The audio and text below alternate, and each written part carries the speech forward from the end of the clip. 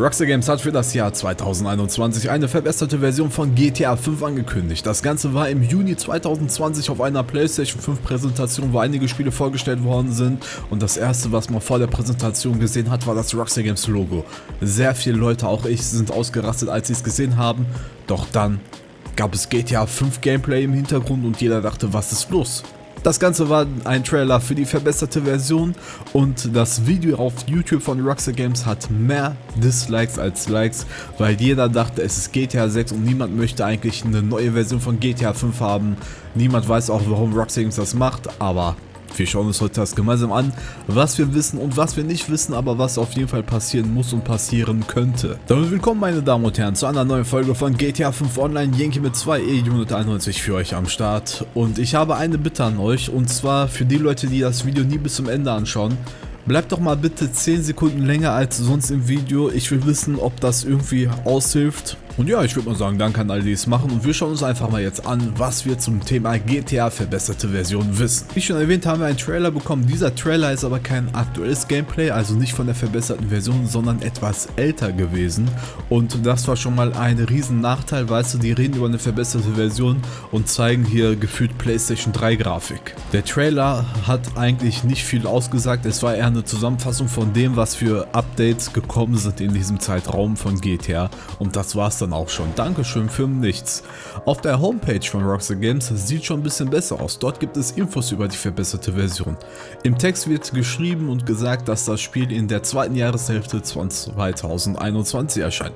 Das Problem hierbei, Leute, ist, wir sind im Mai 2021 und haben keine Meldung, und ich denke nicht, dass das Spiel in 2-3 Monaten schon erscheinen wird.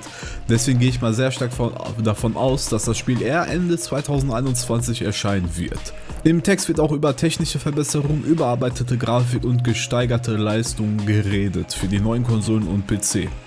Für PS5 und Co. heißt das wahrscheinlich, wir bekommen Raytracing, 4K-Grafik, schnellere Ladezeiten und 60 Frames die Sekunde. Was auch interessant ist, ist, dass im Text darüber geredet wird, dass die Welt weiterentwickelt wird in GTA Online mit neuen Updates. Heißt das, wir bekommen sowas wie eine Map-Erweiterung oder Map-Veränderung oder eine größere Spielwelt mit der verbesserten Version? Was genau das heißt, wissen wir aktuell leider noch nicht. Aber es wird gesagt, dass einige Updates exklusiv sein werden. Das kennt man schon damals von der PlayStation 3 und PlayStation 4. Damals ist das ja Ganze gewechselt und beide Spiele haben zeitgleich noch Updates bekommen, und dann irgendwann waren die Updates nur noch für PlayStation 4.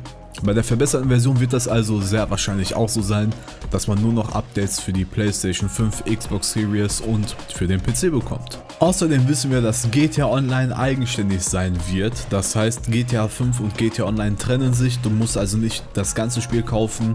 Du hast dann sehr viel an Speicher gespart, wenn du nicht nochmals die Story spielen willst. Ich denke auch mal stark, dass du auch ein bisschen was an Geld gespart hast, weil ich glaube nicht, dass die für ein GTA Online Spiel nochmals 60 € verlangen können.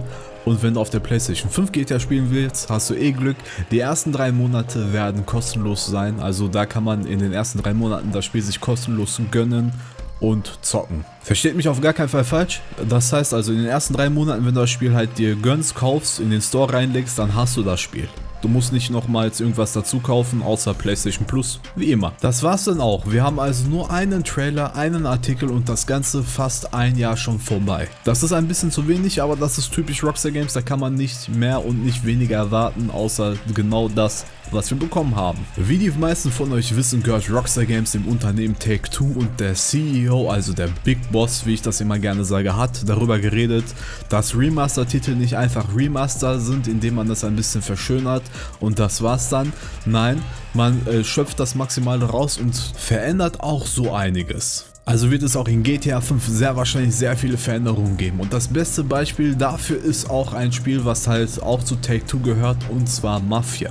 Wenn man sich zum Beispiel dieses Bild anschaut, der Mann sieht ganz anders aus, die Haare wurden überarbeitet, das Gesicht wurde überarbeitet und die Kleidung wurde überarbeitet, Hintergrund wurde auch überarbeitet, also es sieht einfach mehr als nur richtig nice aus, es ist unglaublich. Überleg mal, in dem Spiel Mafia wurden einiges an Räume komplett verändert, und das könnte auch in GTA passieren, dass Rockstar Games einfach sagt, okay, wir haben jetzt die Technik, wir haben die Konsolenpower, und deswegen werden wir alles nochmal hier abändern, verschönern. Das könnte auch bei der Karte bedeuten, dass wir eventuell mehr Räume bekommen, die wir betreten können. Muss natürlich nicht heißen, dass das passieren wird, aber es könnte auf jeden Fall passieren. Das Spiel von Red Dead Redemption 2 hat eine super Grafik und auch eine super Physik und das Ganze basiert ja auf der Rage Engine von Rockstar Games. Und weil Rockstar Games halt etwas an der Rage Engine wieder verändert hat, gehen einige Dataminer davon aus, dass das eventuell etwas mit einem neuen Spiel zu tun haben könnte oder mit der verbesserten Version von GTA. Das heißt aber, bei GTA könnte zum Beispiel sowas angepasst werden wie zum Beispiel die Schrift, das Menü.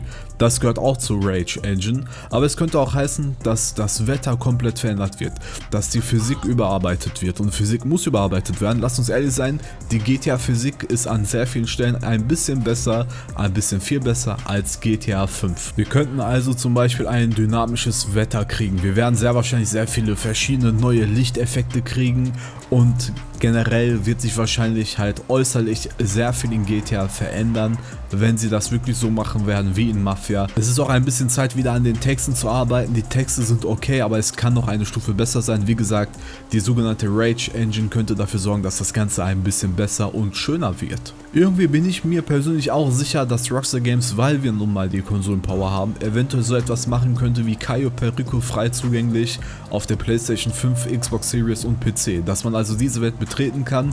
North Yankton wäre auch eine gute Alternative als Map-Erweiterung. Diese Stelle ist auch eigentlich ziemlich nice mit dem Schnee und ich denke mal auf den neuen Konsolen, das wäre einfach nur super. Ich persönlich wünsche mir noch eine Sache, die mich sehr nervt, und zwar, dass sehr viele DLC-Fahrzeuge keine Physik haben beim Thema Schaden. Das heißt, wenn du gegen die Wand fährst, hast du keine Beule im Fahrzeug, du hast nur Kratzer, das war's. Und in Mafia, ist ein bestes Beispiel wieder, wurde das Ganze richtig nice überarbeitet. Also die Fahrzeuge haben richtige Physik bekommen, was davon nicht vorhanden war. Und das wird wahrscheinlich in GTA auch so der Fall sein, wenn Rockstar Games wirklich noch einige Jahre für GTA 6 braucht. Und wenn ihr euch die Frage stellt, warum macht Rockstar Games überhaupt eine verbesserte Version, wenn GTA 6 angeblich bald erscheinen soll, dazu hat sich auch der Boss von Take-Two geäußert und hat gesagt, die beiden Spiele können und werden koexistieren. Lass uns ehrlich sein, was ist geiler als ein GTA auf einer neuen Konsole, 2 GTA-Teile? Und wenn jetzt GTA 6 ein paar Jahre nach GTA 5 verbesserte Version erscheint, ist doch alles cool. Rockstar Games verdient sehr viel Geld mit GTA Online. Die haben mit GTA Online mehr Geld verdient mit allen anderen Spielen davor. Zusammen wahrscheinlich nicht, aber davor. Und deswegen machen die das natürlich auch auf den neuen Konsolen. Ansonsten wäre das eine Sache, die sie verpassen würden. Und das wäre eigentlich nicht so gut. Ich persönlich bin guter Dinge, also ich erwarte sehr viel und ich denke mal, dass wir auch sehr viel bekommen werden.